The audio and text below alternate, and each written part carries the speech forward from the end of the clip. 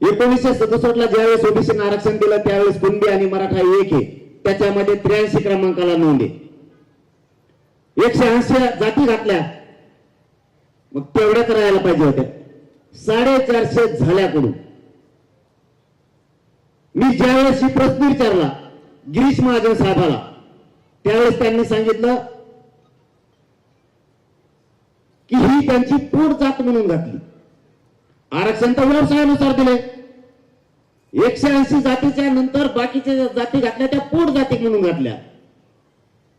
मग आरक्षण जर व्यवसायाच्या आधारावर दिलं तर त्यांना दुसरा प्रश्न विचारला, कुणबी मराठे विदर्भातले हे शेती करतात म्हणून जर त्यांना आरक्षण दिले, माळी समाजाला शेती करतात म्हणून त्यांना आरक्षण दिले, बागवानांना शेती करतात म्हणून दिले, मग ज्या जाती बाकीच्या घातल्यात माळी समाजाच्या त्या शेती करतात म्हणून घातल्या, म्हणजे तत्सम जात आहे म्हणून, म्हणजे तसाच व्यवसाय करते म्हणून.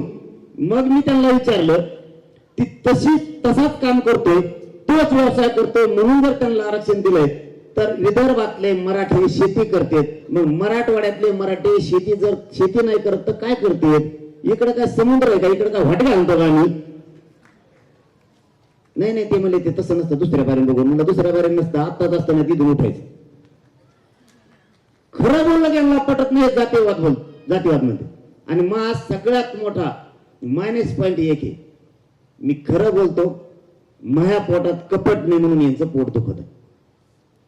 मी आहे ते सरळ बोलतो. मग मराठा आणि कुणबी एकच आहे.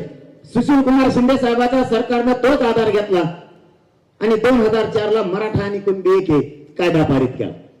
आमचं म्हणणे 2004च्या कायद्यात सुलभता आणा, अटी शर्ती कमी करा. 83 क्रमांकाला जर कुणबी त्याच्यामध्ये, तर कुणबी किंवा मराठ्यांची पोट जात कुणबी होत नाही का? तुमच्या सगळ्या जाती पोट जाती झाल्या, मग कुणब्यांची पोट जात मराठा होत नाही का? व्यवसाय तर एकच आहे.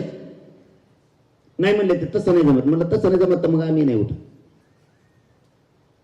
म्हणून सरसकट आपली मागणी होती की सरसकट मराठ्यांना कुणबी प्रमाणपत्र द्या. आजही तिचे बदल तिच्यात काहीच नाही. फक्त त्यांचं म्हणणं होतं सरसकटला त्यांचं लय पोट दुखत आहे, नवीन शब्द आणा म्हणून जे सांगले त्यांनी आपल्याकडे नवीन शब्दासाठी. म्हणजे हे सगळ्या स्वराच्या अंमलबजावणीला मला उद्या येड्यात काढू शकते. म्हणून माननीय मेटे साहेबांच्या व्यासपीठावरूनच सांगतो, जयंतीच्या निमित्तानं सरकारलाही पुन्हा आठवण करून देतोय. यांनी माझ्याकडे जे सांगले, सचिव अंतर्वालीत आणले, 12-13 मंत्र्यांची फौज आणली, त्यातल्या कोणालाच आरक्षण कळत नव्हतं असले सगळे गोळा करून आणले. अभ्यासक सुद्धा आणले, आरक्षणाचे कायद्याचे अभ्यासक आणले, घटनेचे अभ्यासक आणले,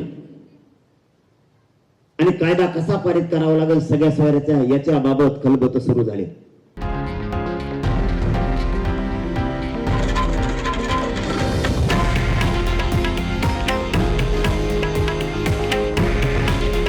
हे आहे देशातील नंबर 1 न्यूज नेटवर्क आणि आपण पाहत आहात TV9 मराठी.